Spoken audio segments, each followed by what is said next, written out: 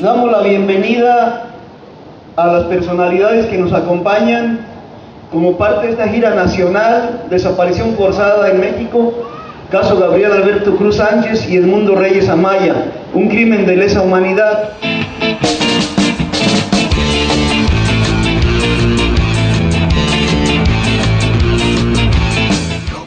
Los crímenes de lesa humanidad son delitos que comete el Estado. Son prácticas aberrantes de un Estado policíaco militar instaurado paulatinamente en varias décadas en nuestro país.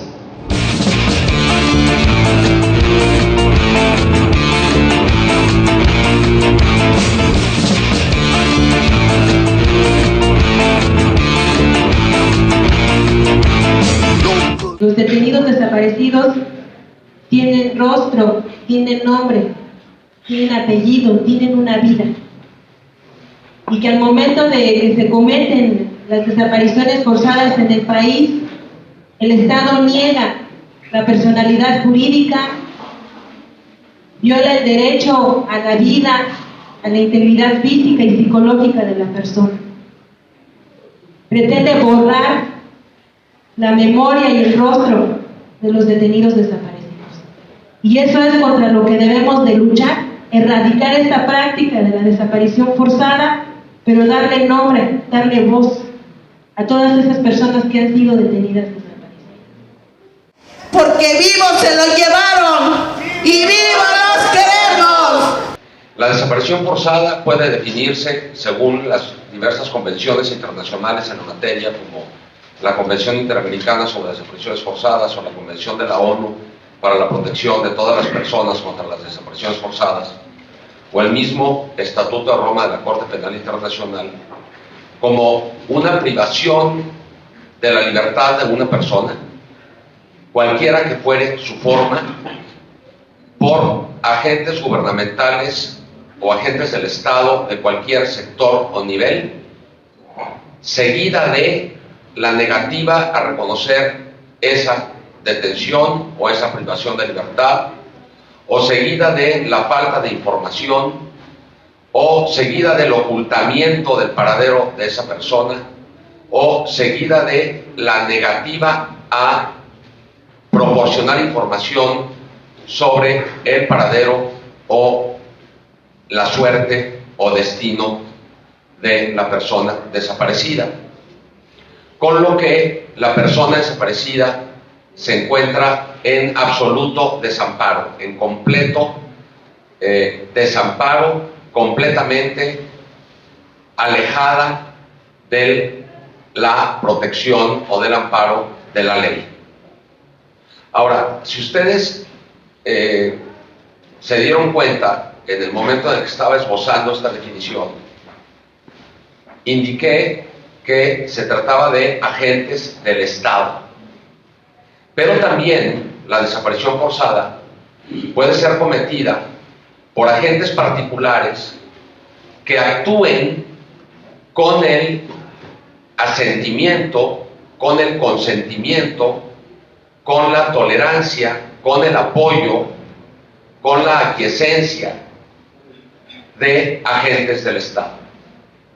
Nosotros consideramos que la definición que es más garantista, digamos que protege más a los ciudadanos, son las que están previstas en la Convención Interamericana o en la Convención Internacional sobre Desaparición Forzada de Personas. Una desaparición forzada es cualquier forma de detención cometida por agentes del Estado, como por ejemplo policías, el ejército, la marina, o también cometida por particulares, pero con la autorización, el apoyo o la aquiescencia de agentes del Estado, seguida de la falta de información por parte de las autoridades o de informar sobre la suerte o paradero de los desaparecidos, con lo cual se logra que precisamente los desaparecidos puedan ejercer los recursos legales procedentes. La desaparición forzada Es una política del Estado mexicano para contener el descontento popular, para desarticular al movimiento popular. Por ello, es una necesidad exigir a los detenidos desaparecidos, porque los detenidos desaparecidos son del pueblo, porque los luchadores sociales buscan transformar las condiciones de vida, de miseria, de explotación económica, de opresión política, mejorar las condiciones de vida del pueblo que vive en la miseria.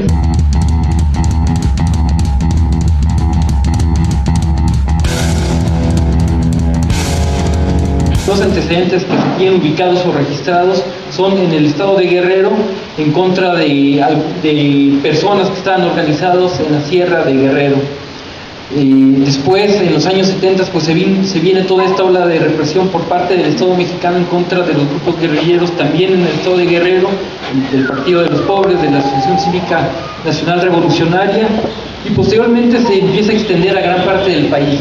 Pero, como ya lo comentaba al principio, esto no se acabó en los 70, ni en los 80, ni en el siglo pasado.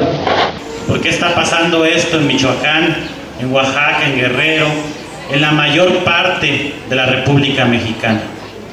Y para poder entender esto, ustedes saben que siempre ha habido represión y que la desaparición forzada desde hace 30 años, 40 años había sido dirigida en contra de ese movimiento campesino, indígena, popular, en contra de ese movimiento que se oponía a los gobiernos en turno, gobiernos que solamente benefician a unos pocos, a unos cuantos. A partir del 2006, con la mal llamada guerra contra el narcotráfico, que nosotros hemos venido denunciando, que se inició una guerra en contra del mismo pueblo, la desaparición forzada como práctica se comenzó a utilizar no solamente en contra de luchadores sociales, sino en contra de la población en general. Que no solamente buscan generar terror, parálisis, miedo a una organización o a un movimiento, lo que buscan generar es ese terror y ese parálisis al conjunto de la sociedad. Que toda la sociedad tenga miedo, que tenga terror. ¿Y para qué quieren buscar esto? Pues para que la gente que está organizada deje de luchar, y para la gente que no está organizada, que ni siquiera piense en organizarse. Ese es el objetivo fundamental. Y antes se conocía, hablamos, ustedes escuchan desaparición forzada. Es exactamente lo mismo cuando decimos detenido desaparecido. Sobre todo en Sudamérica, Centroamérica y en los años 70, aquí en México, a esa práctica se le llamaba así, a los detenidos desaparecidos, haciendo hincapié que habían sido detenidos por autoridades y luego después habían sido desaparecidos por ellos. Hoy es lo mismo. En el sistema internacional de los derechos humanos, cuando hablamos de víctimas de desaparición forzada, estamos hablando de víctimas de detenidos desaparecidos. La gran diferencia es que si antes nada más se llevaban, desaparecían a miembros del movimiento popular, hoy se están llevando a jóvenes, a mujeres, a trabajadores, a migrantes, que aunque no tengan que ver con el movimiento popular, también son víctimas de esa práctica de llevárselos. Se ha recrudecido la violencia y la violación a los derechos humanos, y en el tema de desaparición forzada no es la excepción. La diferencia tal vez a los años 60 y 70 con la guerra sucia es que ahora las desapariciones forzadas no solamente son en contra de luchadores sociales, sino también pueden ser en contra de cualquier persona que, sin tener un vínculo de lucha social, pues es objeto de una desaparición forzada. El pueblo unido jamás será vencido. El pueblo unido jamás será vencido. En el caso de Edmundo y de Gabriel se presenta la intervención de agentes del Estado. Y es por eso que podemos con toda contundencia afirmar que estamos en presencia de dos casos de desapariciones forzadas, sin duda. El caso de Edmundo Reyes Amaya y de Gabriel Alberto Cruz Sánchez es la clara expresión del Estado a las desapariciones forzadas cometidas en los años 60 y 70. Es la clara expresión de para qué fue creada una desaparición forzada, como una forma de eliminar al enemigo, para generar miedo en la población o en el sector al que perteneciera el desaparecido.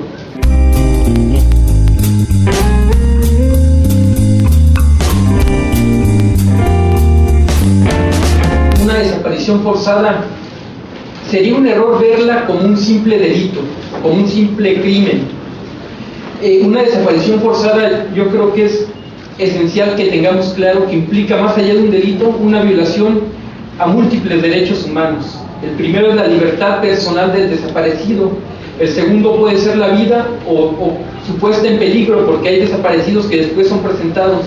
También es la personalidad jurídica del desaparecido. ¿Por qué? Porque se le impide que él pueda ejercer los recursos legales que tiene.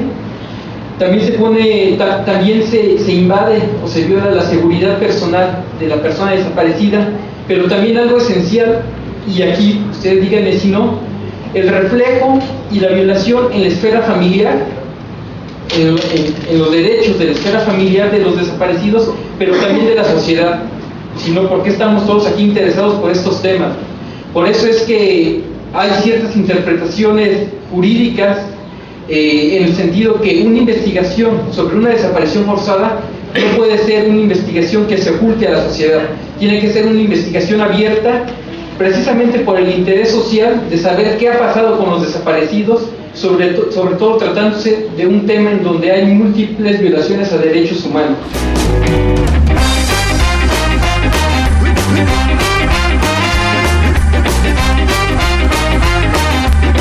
Uno de los elementos característicos de esta conducta es el carácter continuo del delito. Los abogados hablamos de que ciertos actos son de tracto sucesivo, y en el caso del derecho penal se dice que hay ciertas conductas que son de carácter continuo porque se presentan momento a momento hasta que cesan. Este es el caso de la desaparición forzada, que comienza con la privación de la libertad, cualquiera que fuere su forma, y sigue surtiéndose, sigue dándose, sigue cometiéndose, hasta en tanto la desaparición se esclarece, se aclara, cesa.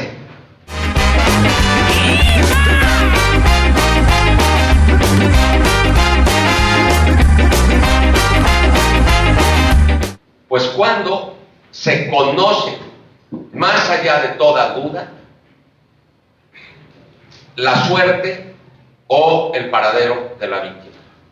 Si la víctima está viva, cesa la desaparición forzada cuando se determina el lugar en donde esa persona está y se corrobora que ahí está. Por ejemplo, podría estar detenida en algún centro de reclusión.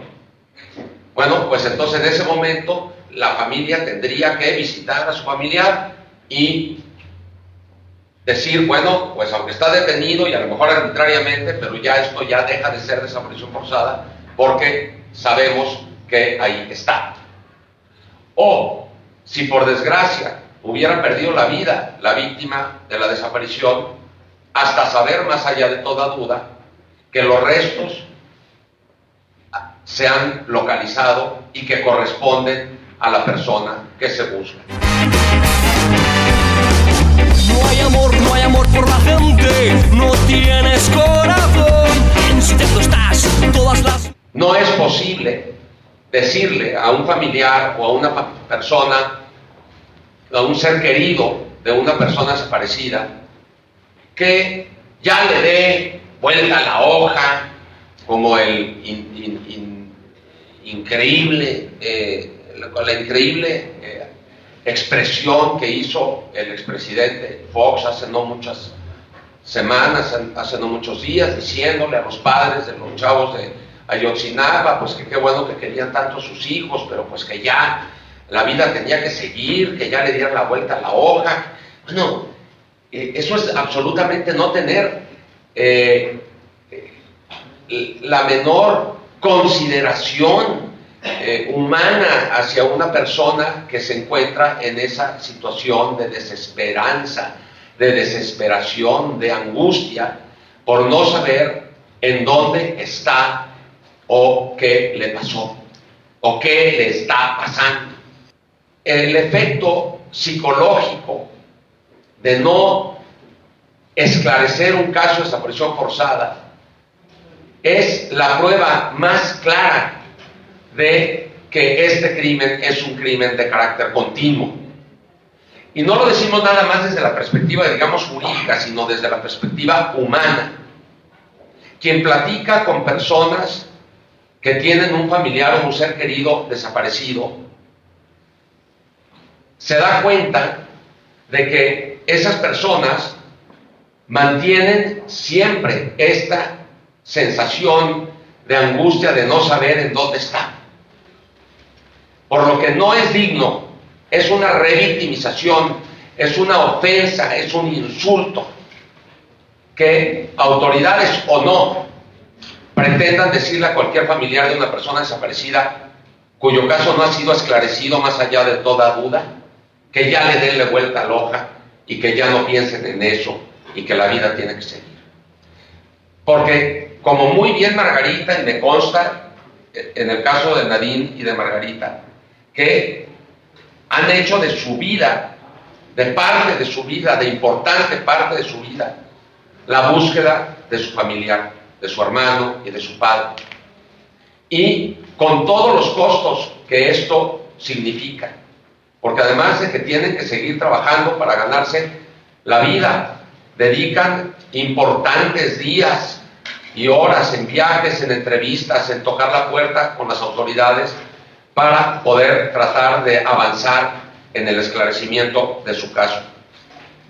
Así que los efectos continuos de la desaparición forzada no son solamente, como les digo, una conceptualización de carácter jurídico, sino una realidad humana que se percibe con toda fuerza, claridad y dramatismo en el sufrimiento y la angustia de los familiares de las personas desaparecidas. Pero además, esa madre o esa hermana es valiente y da la cara y denuncia la desaparición. Pero hay muchas otras madres, hermanas, hermanos, familiares de personas desaparecidas que yo no me atrevo a culpar por su silencio, porque el temor, el terror paraliza. Hay miles de personas en México que se encuentran paralizadas de terror y no se atreven a ir a denunciar a las autoridades porque tienen miedo de que al ir a denunciar esas mismas autoridades hayan sido las que se lo llevaron y corran con la misma suerte. ¿Cómo es posible que todo vaya peor? ¿Hasta dónde? ¿Hasta cuándo tanta tristeza? ¿Cuánto cadáver? Uno de los derechos que se viola en el caso de la desaparición forzada es el de la personalidad jurídica de la persona desaparecida, porque se le trata literalmente de desaparecer de la faz de la tierra, y en determinados contextos ha habido gobiernos que tratan de desaparecer el registro de nacimiento, su acta de nacimiento, su certificado de estudios, para que cuando llega la madre o el padre o el familiar a preguntar en la universidad si han sabido de su hijo, cuándo fue la última vez que vino, le contestan: aquí su hijo nunca estuvo inscrito. Si pide el expediente, no existe ese expediente. Es decir, tratan realmente de desaparecer todo rastro de las personas, sobre todo en los contextos de persecución política. Y cuando se trata de ejercer los derechos de esa persona por parte de sus familiares, es sumamente difícil hacerlo.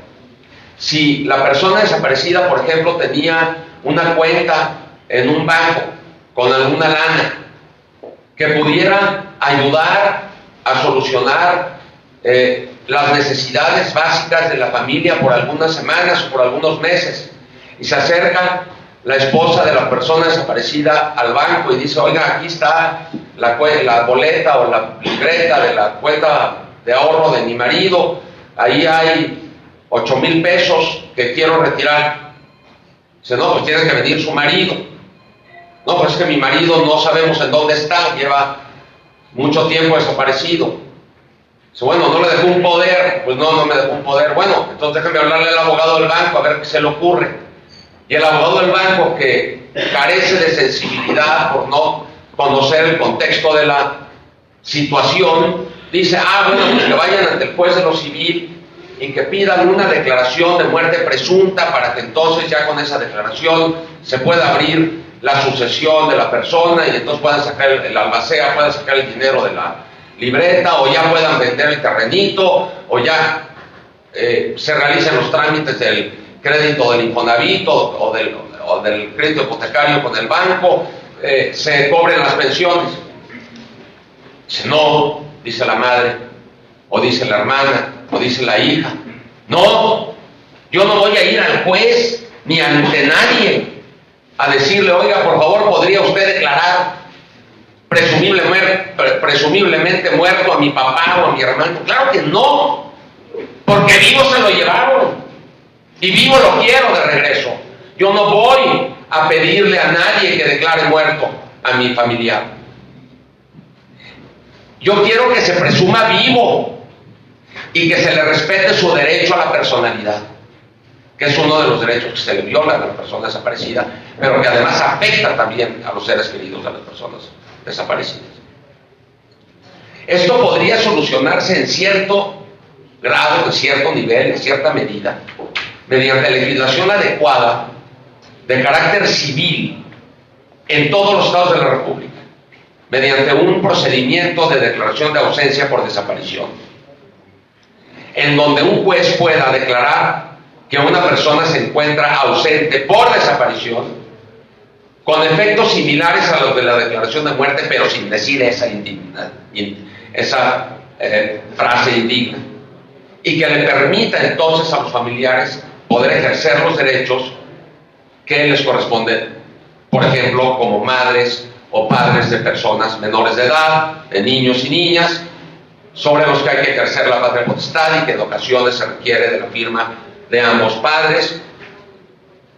Se pueden ejercer derechos patrimoniales, pero no, las legislaturas de los estados son holgazanas, por no decir otra palabra, que también empieza con H, que no se ponen a trabajar en elaborar una legislación sencilla de unas 15, 20 artículos para el procedimiento de declaración de ausencia por desaparición que permita solucionar estas cuestiones familiares y patrimoniales de los familiares de las personas desaparecidas.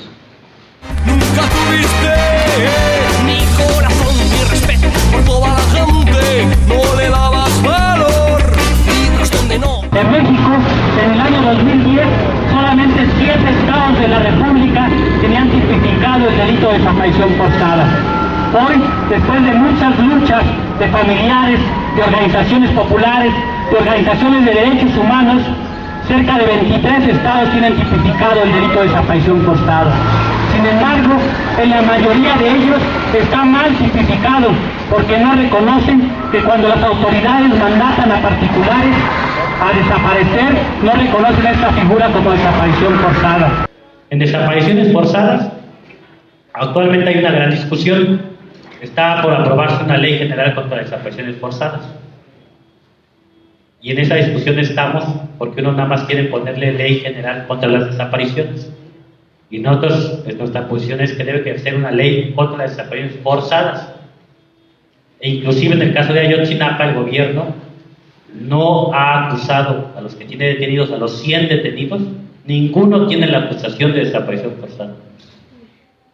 O sea, jurídicamente el Estado mexicano no ha reconocido su participación.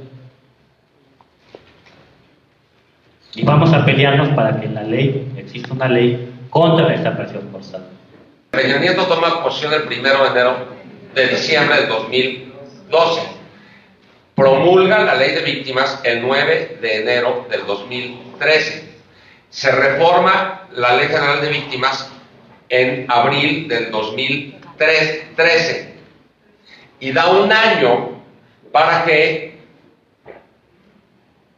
las legislaturas de los estados emitan legislación civil en materia de declaración de ausencia por desaparición para resolver estas cuestiones familiares y patrimoniales. Venció el plazo en abril del 2014. Estamos a abril del 2015. Llevan un año de retraso, prácticamente todas las legislaturas de los estados menos 3. Coahuila, Querétaro y Distrito Federal, que está a punto de promulgar su ley, ya con un año de retraso, pero ya por lo menos ya fue aprobada por unanimidad por la Asamblea Legislativa del Distrito Federal. Todos los demás estados no tienen esa ley, porque seguramente a las señoras y señores legisladores pues no les importa la problemática de las personas familiares de personas desaparecidas, pudiendo tomar como ejemplo la ley de Coahuila o la ley de Querétaro o la ley aprobada en el Distrito Federal, y de ahí rápidamente expedirla y hacerla entrar en vigor, como para que los familiares de las personas desaparecidas puedan ejercer los derechos de su familiar en tanto se esclarece el caso.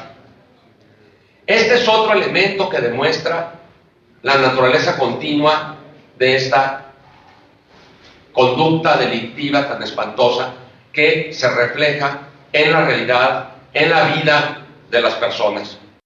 Y ante ese contexto, resulta increíble que la conducta criminal de desaparición forzada no se encuentre adecuadamente tipificada a nivel federal. Ya la Corte Interamericana de Derechos Humanos, desde la sentencia Rosendo Radilla contra México de noviembre del 2009, lo dijo desde el 2009. Estamos a 2015. Hace 5 años, casi 6, hasta noviembre de la sentencia, 5 años y pico, que el Poder Legislativo Federal y el Congreso de la Unión no ha corregido la tipificación del Código Penal Federal. Por angas o por mangas. Han pasado 5 años, y más de 5 años, y eso no se ha corregido. Muchas legislaturas de los estados copiaron la mala definición del Código Penal Federal y tienen mal tipificada la conducta. Pero lo peor de todo es que hay como 6 o 7 entidades federativas todavía que no tienen tipificada la conducta de desaparición forzada. No es delito en esos estados la desaparición forzada. Imaginen ustedes. Es por eso que es urgente realmente tener una ley general sobre desapariciones forzadas que tenga varios capítulos. Un capítulo penal que contenga la definición de desaparición forzada y se establezca una pena que sea acorde con la extrema gravedad de esa conducta, y que esa definición sea aplicable tanto a nivel federal, o sea, para cuando el delito lo cometan agentes federales, como a nivel estatal, es decir, cuando el delito lo cometan agentes de los estados de la República, o particulares con la aquiescencia de agentes federales o estatales, según sea el caso.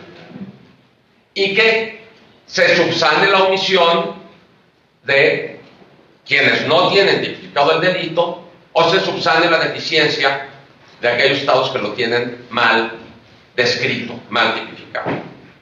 Además, es necesario que esta ley contenga un capítulo para la elaboración de un programa nacional de búsqueda de personas desaparecidas, con labores de coordinación entre las autoridades federales y estatales, porque este fenómeno no se da solamente en un estado, es decir, no es que la persona que haya sido desaparecida en Tamaulipas, solamente la autoridad de Tamaulipas tenga que actuar, porque el fenómeno es transestatal, trasciende las fronteras de los estados. Una persona puede ser detenida en el Istmo de Tehuantepec, ser trasladada a la ciudad de Oaxaca, de ahí ser trasladada a un campo militar en la Ciudad de México. O una persona puede ser detenida en el Istmo de Tehuantepec por agentes estatales esa persona ser entregada a miembros del crimen organizado y los miembros del crimen organizado utilizar los trabajos forzadamente de esa persona en algún campo de cultivo en el norte del país. Es por eso que la ley general tiene que contener disposiciones que obliguen a que el Programa Nacional de Búsqueda sea transestatal, que trascienda las fronteras de los estados y que involucre tanto a las autoridades federales como a las estatales. Y además que contenga un capítulo que haga respetar el derecho a la personalidad jurídica de la persona desaparecida y se preserve la presunción de vida hasta que no se sepa con toda certeza en dónde está o qué le pasó. Y que entre tanto exista legislación que le permita a los familiares y seres queridos de esa persona ejercer los derechos que de otro modo podría ejercer en materia patrimonial y familiar. Y que ese capítulo sea obligatorio para todos los jueces del país y no estar aquí esperando a que la legislatura local modifique su código civil para incluir esta figura que solucione estos problemas. La ley general, por lo tanto, creo yo, es muy importante que se avance en su elaboración para que entre en vigor de inmediato y obligue a todas las autoridades del país, independientemente de su sector o nivel. ¿Cómo es posible que todo vaya peor? ¿Hasta dónde? ¿Hasta cuándo tanta tristeza? ¿Cuánto cadáver? ¿Cuál es el contexto actual? Pues todos y todas sabemos que tenemos la guerra de cifras. En el 2012, que termina el sexenio de Calderón, en las postrimerías de aquel sexenio, hubo un rumor de que en un periódico extranjero, estadounidense, que había una lista en la Procuraduría General de la República con algo así como 26.700 o más de 26.000 nombres de personas desaparecidas.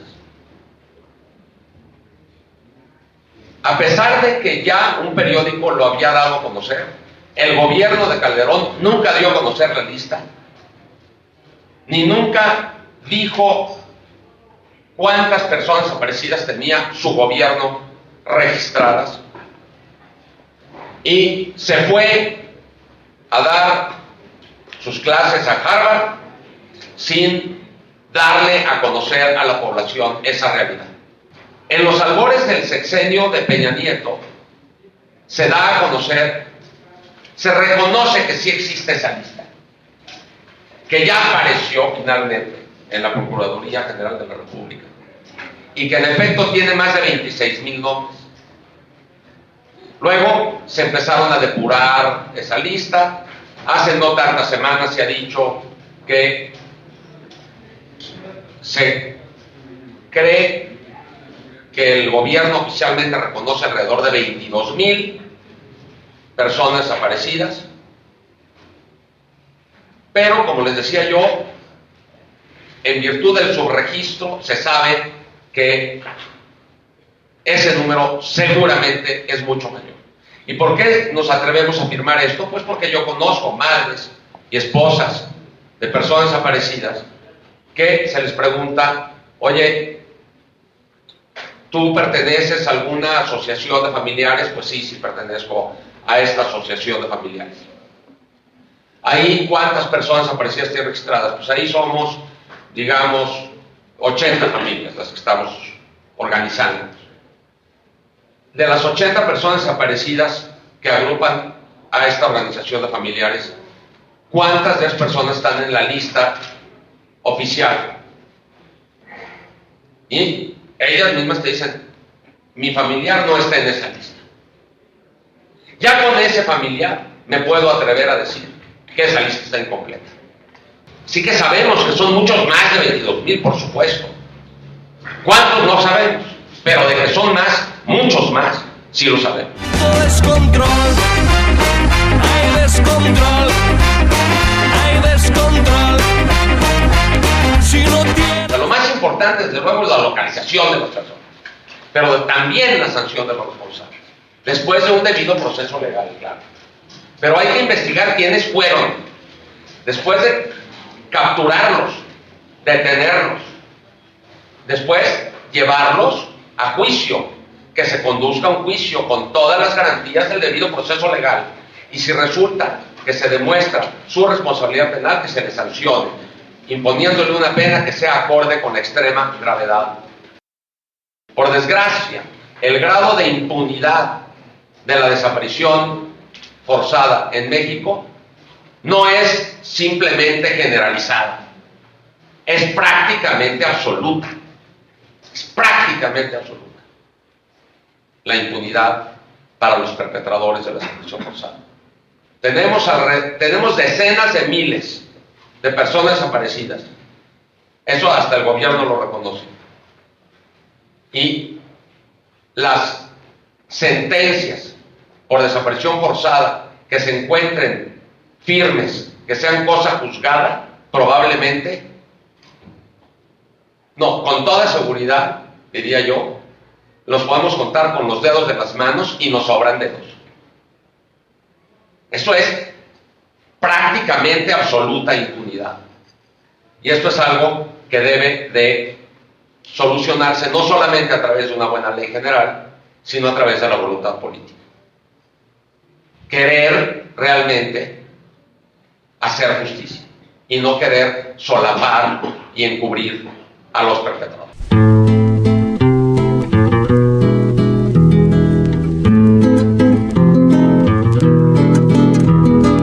Estamos aquí para dar a conocer el caso de la desaparición forzada de Edmundo, el caso de la desaparición forzada de Gabriel, como dos casos emblemáticos en donde se ha avanzado en decisiones judiciales que obligan a la búsqueda, que obligan a las autoridades a abrir las puertas de los centros de detención, pero que a partir de estos casos y de la hija y la hermana de las víctimas, también nos solidaricemos y visibilicemos, como ellas mismas lo han dicho,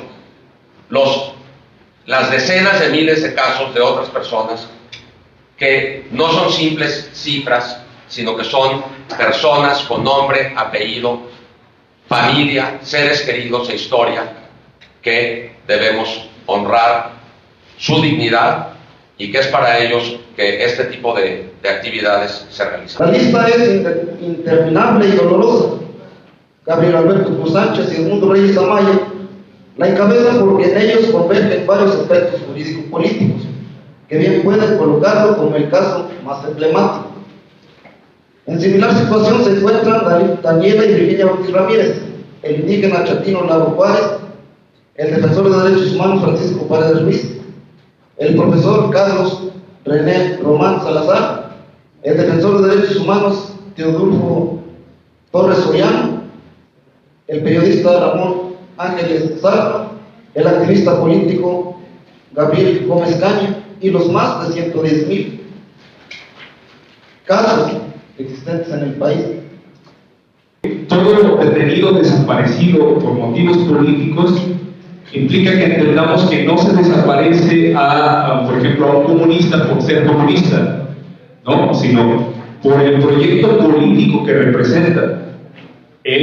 Su praxis, por ejemplo, no se desaparece a Edmundo Reyes Amaya o a Gabriel por ser ellos en sí mismos, no, sino que hay que entender que ellos defendían y construían en su práctica concreta un proyecto político distinto al que venimos viviendo y que implica la transformación sustancial de las relaciones de producción. Luego entonces hay que entender que es fundamental luchar por los presos políticos en esos términos, no es salirnos de la lucha por, digamos, nuestra demanda, que sería el comunismo, el socialismo, no, sino que entender que estas demandas muy concretas, muy particulares, tienen que ver con esa lucha. Ahora se hace indispensable presentación con vida, castigo a los culpables. ahora se hace indispensable presentación con vida y castigo a los culpables. Gracias, compañeros.